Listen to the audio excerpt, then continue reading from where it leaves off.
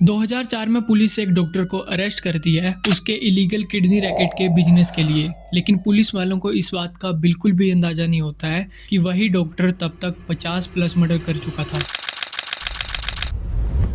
क्या मजबूरी रही होगी डॉक्टर देवेंद्र शर्मा की, जो एक पढ़े लिखे डॉक्टर से ऐसा बन गया। वो इतने मर्डर करने के बाद भी क्यों नहीं पकड़ा गया, वो कैसे करता था वो मर्डर। इस वीडियो में हम इस केस के ऊपर ही बात करने वाले हैं। देवेंद्र शर्मा उत्तर प्रदेश के अलीगढ़ का रहने वाला था। वो एक मिडिल क्लास फैमिली से बिलोंग करता था। उसके फादर फार्मास्यूटिकल कंपनी में जॉब किया करते थे। उनका प्रोफेशन मेडिसिन रिलेटेड था और वहीं से उसकी फैमिली को फाइनेंशियल सपोर्ट मिलता था। बचपन से ही देवेंद्र डॉक्टर बनने का सपना देखा करता था और 1984 में वो अपनी बीएमएस की डिग्री बिहार से कंप्लीट भी कर लेता है। डिग्री कंप्लीट होने के बाद वो बिहार से सीधा राजस्थान शिफ्ट होता है। राजस्थान के बंदकुई डौसा में वो अपना एक छोटा सा क्लिनिक खोलता है और करीब 10-11 साल तक वो as a normal Ayurvedic doctor वहाँ पे काम करता है। लेकिन आयुर्वेदिक क्लिनिक से उसकी जो इनकम थी वो एकदम लिमिटेड थी। जब किसी इंसान को पैसे का लालच आता है तो वो उसके लिए किसी भी हद तक जाने के लिए तैयार हो जाता है। डॉक्टर देवेंद्र उसी लालच को रोक नहीं पाया। उसे पता था जो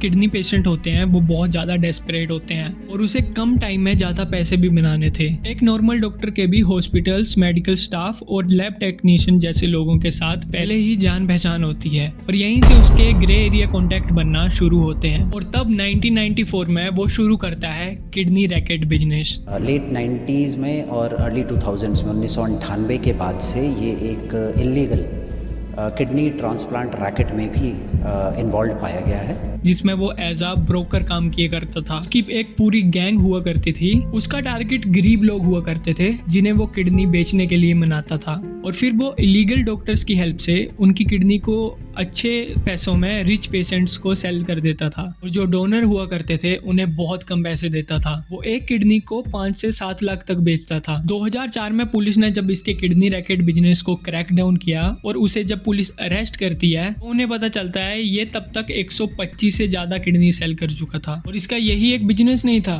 बल्कि 2002 में इसने लीगल कार बेचने का बिजनेस भी शुरू किया था और उसके पीछे की स्टोरी बहुत ही खौफनाक है। जब पुलिस उसे 2004 में अरेस्ट करती है तो ये बंदा कन्फेस करता है कि उसने मल्टीपल मर्डर्स भी किए हैं और उन मल्टीपल मर्डर्स का नंबर कोई 2-4 नहीं था बल्कि 100 प्लस मर्डर कर चुका था तब भी है। इसका मर्डर करने का तरीका कुछ ऐसा था। सबसे पहले ये एक मेन हाईवे से एक टैक्सी हायर करते थे, जिस टैक्सी में ये खुद बैठ के जाता था और फिर उस टैक्सी ड्राइवर को ये सुनसान रोड से लेकर जाने को कहता था जहाँ पे इसकी टीम ऑलरेडी खड़ी हो। फिर इसकी टीम एक सेटअप तैयार करती थी और उस टैक्सी ड्राइवर को रोकते थे। जैसे टैक्सी ड्राइवर रुकता था ये पीछे से उन्हें स्टैब कर देता था चाकू से और उन्हें मार के हजीरा कैनल जो कि काशीगंज में है वहां पे फेंक दिया करता था, जो पूरी तरह से मगरमच्छों से भरी हुआ करती थी। उनके टारगेट 3 मेन हाईवे हुआ करते थे, जयपुर, अलीगढ़ और दिल्ली हाईवे। वो सिर्फ उनकी कार के लिए मारा करता था जो बाद में 20-25 हजार तक ब्लैक मार्केट में सेल हुआ करती थी। उसने बताया कि पहले वो ये चीज पैसों के लिए करता था लेकिन बाद में धीरे धीरे उसे मजा आने लगा और ये 100 प्लस मर्डर वो करता है सिर्फ 2 सालों में, 2002 से लेकर 2004 के बीच में। और अगर ये बंदा ये चीजें कन्फेस नहीं करता तो ये चीजें कभी सामने नहीं आती क्योंकि पुलिस ने तो उसे उसके किडनी रैकेट के बिजनेस के लिए पकड़ा था। 2007 तक पुलिस इन्वेस्टिगेट करती है और इसके ऊपर चार्जेस लगते हैं 21 टैक्सी ड्राइवर के मर्डर्स के और तब शायद कोर्ट इसे डेथ पेनल्टी सुनाती है। लेकिन 2023 में जब ये 2 महीने की पैरोल पे बाहर निकला था ये वापिस जेल नहीं आता है, ये वहीं से भाग जाता है और पुलिस इसे हर जगह ढूंढती है लेकिन ये उन्हें कहीं पे भी नहीं मिलता है। पूरे 2 साल तक वो पुलिस को कहीं पे भी नहीं मिला। लेकिन मई 2025 को वो पुलिस को राजस्थान के दौसा में मंदिर में एक नॉर्मल साधु बना हुआ मिलता है। तो पुलिस उसे अरेस्ट कर दिया और अभी उसे लाइफ टाइम प्रिजन सुनाया गया है। खाक ऐसे और केसेस के लिए तुम लोग चैनल को सब्सक्राइब कर सकते हो और वीडियो को लाइक कर देना।